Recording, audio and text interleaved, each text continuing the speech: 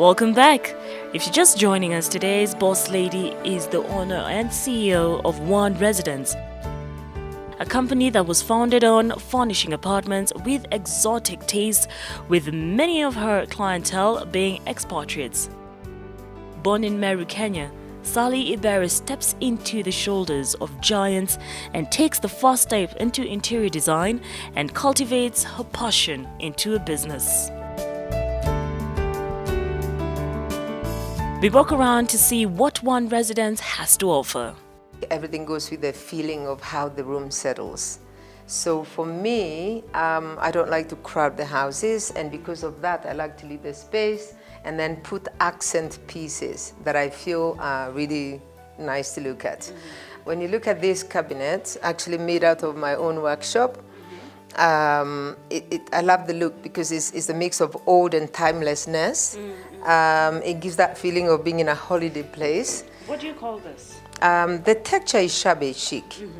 That shabby chic kind of leaves room for no description or expiry dates, if you like, because you can't put it in the 70s, neither can you put it in the 20s. It's in between and it's fresh all the time. When you come to feeling pieces like this, I just find eclectic mix of things to distract the plainness of a house, and I think it just brings a pop of difference as decoration accessory. I've also noticed you have some sort of love for vintage. Yes. Yeah. Well, could you just maybe tell us why? So the vintage, sometimes you can say many things. You can have a look, the look of the old days is, the wood was very solid, the style was very firm, unlike today, because today there's a lot of turnaround, people manufacture things to go.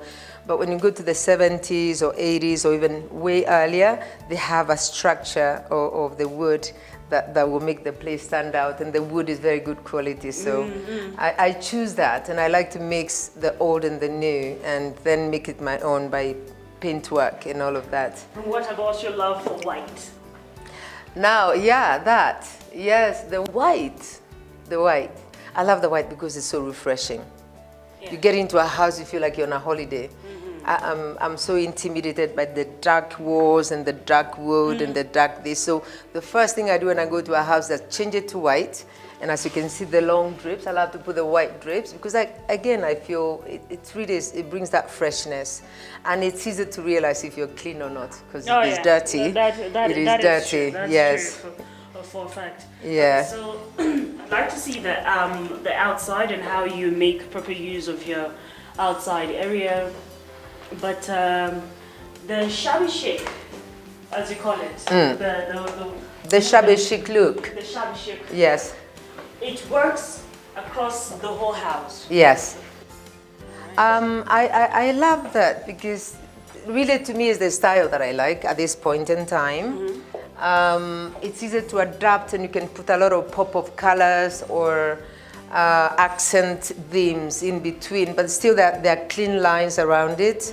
It's not a mixture of so many colors and the clash of colors and things like that. All right. Yeah. So how long would it take for you to have a complete look? Oh, this is beautiful. Thank you so much. Amazing. Thank you. How long would it take for you to actually come up with a full furnished house for a client?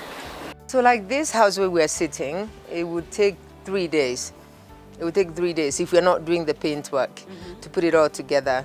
I look at the project, people give me wall to wall, just empty space, and then I have to think what flows with that house without overstocking it and without putting too many colors. Now, if you you have a preference of a color, then you can share that with me, and I look at how we can harmonize that. It's really not so difficult to do that without having color clashes everywhere. You can have the colors in the right areas to feel balanced. So, but what is the process? With your furniture, is it something that you have to buy afresh and it only takes 3 days to stock up the house? No, we do have a warehouse full of furniture because, part of my business is also renting furniture. Yes, and we rent to the expatriates. Make sure everything's okay. We rent to the expatriates who arrive, and also actually we've launched into the local market where they have this fully furnished accommodation. You know, like people invest in blocks of apartment for renting out furnished. So we come in on board as partners. We put the furniture and we maintain the furniture. The landlord gets the money that they need to get, and we will collect the difference we make for the furniture, and then we are all in business and we maintain the place looking marvelous. And what about your materials? My material imports. I import from the US, from India, from France also. So I like to collect pieces of furniture that complement the look that I have, that I want to do that time. Yeah. Is it because maybe Kenya has made it difficult for you to work with the material here? So the wooden material here, the problem, and I've gone to even to the factories where they dry before they give you the wood. After you create the piece of furniture, even though they done it in the factory, it cracks. You know, when you put something in the sun, that's when you realize the wood is expanding or not expanding, and then it cracks. So it's not well treated. Unfortunately, the industry here is very vibrant, but the problem is we don't have the patience or maybe the pride in what we do to make sure we give a really well treated product. You can look at like this bench here. In Lamu, they make a lot of these beautiful benches. However, these are imported, and the reason being, it's never cracked. You know, the wood was super dry. As you see it, it will last for a lifetime like that. I have had other pieces like this made in Lamu, or at the coastal area, or anybody who can create them. And as soon as the 2 months or 4 months, 5 months go, you can see cracks of the wood because it didn't dry very well. All right. That is the only risk we have. So what's the most important aspect about using space, according to you? When I get into an empty house, I consider 3 things. Of course, people have to live there. It has to be an easy home to live in. You have to consider the lifestyle of the people living there. If they entertain a lot, you need to make sure they have places to do that. If they have outdoor spaces, you have to make sure you utilize them in a way that it doesn't compromise the look of the place and just really accentuates the beauty of the product. So it's very hard to say how it begins and how it ends because it works in unison in the end. My team and I come on board, and we place things as we feel is balanced for the living areas, for the sleeping areas, for the outdoor, considering those elements of living and entertaining. And if there are kids, families with young children, we have to consider where they're going to spend their time in their rooms. So we also do create those spaces for them to make sure the house can stay intact while they have their playrooms or whatever they have. So it's really difficult for me to tell what particular agenda I have other than to make a home out of walls that I'm presented with. It's all about making a home. What would you ascribe your success to? I think, authenticity, honesty, and being straightforward. It's not easy in this market when you're straightforward about things, what you are able to do and what you're not able to do. I'm really straight-lined. We do ABCD. We don't do ABCD. So we really just want to do ABCD. I mean, we can be flexible enough to do the other things, but then that leaves room for a lot of things to happen, good or bad. The garden is huge. I know when the sun comes out, the owners of the house will be able to bask in the sun in their own privacy.